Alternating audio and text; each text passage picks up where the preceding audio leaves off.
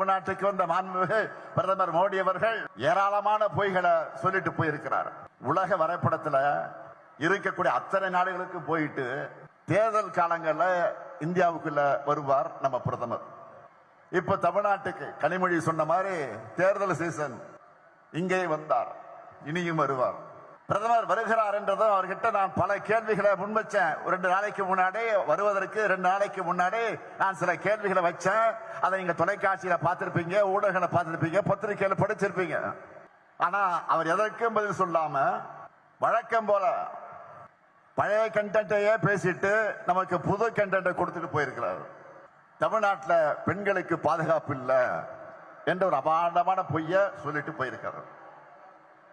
பெண்களான நீங்க சொல்லுங்க, தமிழ்நாட்டில் பெண்களுக்கு பாதுகாப்பு இல்லையா? தமிழ்நாட்டில் பெண்களுக்கு பாதுகாப்பு இல்லையா? எப்படி கூச்சம் இல்லாமல் போய் பேசுறார் பாருங்க.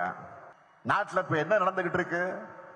பாஜக ஆளக்கூடிய மாநிலங்கள்ல குறிப்பா பாஜகவினரால் பெண்கள் படும் தொல்லைகள்னு எல்லாத்தையும் தெரிஞ்சுக்கிட்டு தமிழ்நாட்டு மேல அவதூறு பரப்ப பிளைட்ல வந்துட்டு போயிருக்கார்.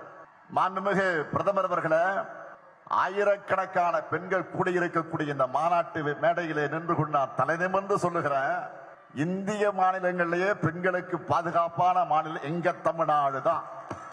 அடிச்சு சொல்றேன். இங்கதான் அதிகமான பெண்கள் வேலைக்கு போறாங்க. அண்மையில் அவதார் என்ற குழுமம் இந்தியாவில் பெண்களுக்கான பாதுகாப்பு, ஆரோக்கியம், கல்வி முதலான சமூக காரணிகளை சிறந்து விளங்குகிற நகரங்களோட பட்டியலை வெளியிட்டு இருக்கிறாங்க. 125 நகரங்கள் கொண்ட இந்த பட்டியல்ல முதல் 25 நகரங்கள்ல சென்னை, கோவை, திருச்சி, மதுரை, சேலம், வேலூர், ஈரோடு ஆக 7 நகரங்கள் இருந்துச்சு. இதெல்லாம் உங்களுக்கு தெரியுமா? மாண்புமிகு பிரதமர் அவர்களை மணிப்பூரை மறந்துட்டீங்களா?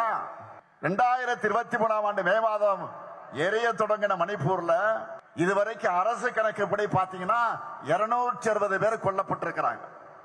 ஒருவர் இருவர் அல்ல, 260 பேர் கொல்லப்பட்டிருக்கிறாங்க. ஆனா உண்மையான எண்ணிக்கை இன்னும் ஒரு மடங்கு இருக்கும். 3000 பேர் காயமடைஞ்சிருக்கிறாங்க. 1,00,000 பேருக்கு மேல மாநிலத்தை விட்டு இடம் பெயர்ந்துட்டாங்க, ஊரை விட்டே போயிட்டாங்க, மாநிலத்தை விட்டு போயிட்டாங்க. 3 ஆண்டுகளாக இயல்பு வாழ்க்கை பாதிக்கப்பட்டிருக்கு மணிப்பூர்ல. இத்தனைக்கு ஒன்றியத்தை ஆள்றது, மணிப்பூரை ஆண்டது பாஜக தான். ஆனா அவங்க டபுள் இன்ஜின் ஓட்டின டப்பா இன்ஜின் மணிப்பூர் மக்களை ஏன் காப்பாத்தல? மணிப்பூருடைய முதலமைச்சர் பிரேன் சிங் வீடு, அமைச்சர்கள் வீடு, எம்எல்ஏக்கள் வீடு, பிரேன் சிங் இன்னும் மருமகன் எம்எல்ஏவா இருக்கிறாரு, அவருடைய பெயர் இமோ சிங், அவருடைய வீடு எல்லாத்தையும் போராட்டக்காரர்கள் தாக்கி இருக்கிறாங்க, அடிமட்டமாக்கி இருக்காங்க. ஆனா மணிப்பூரை ஆண்ட பாஜகவால ஏன் அமைதியை ஏற்படுத்த முடியல? இதுதான் பாஜக லட்சணமா? மாண்புமிகு பிரதமர் அவர்களே, போய் மணிப்பூரை உத்தரப்பிரதேசம் பாருங்க. ஒட்டுமொத்த இந்தியாவுக்கு பாஜக ஆளக்கூடிய மாநிலங்கள், அந்த 2 மாநிலங்கள் மூலமாகத்தான் போதைப் பொருட்களை பரவுதுன்னு ஆதாரங்களோட செய்தி வர்றது பத்திரிகை நீங்க படிக்கலையா? இது எல்லாத்தையும் மறைச்சிட்டு அமைதியான தமிழ்நாட்டு மேல அவதூறு பரப்பாதீங்க.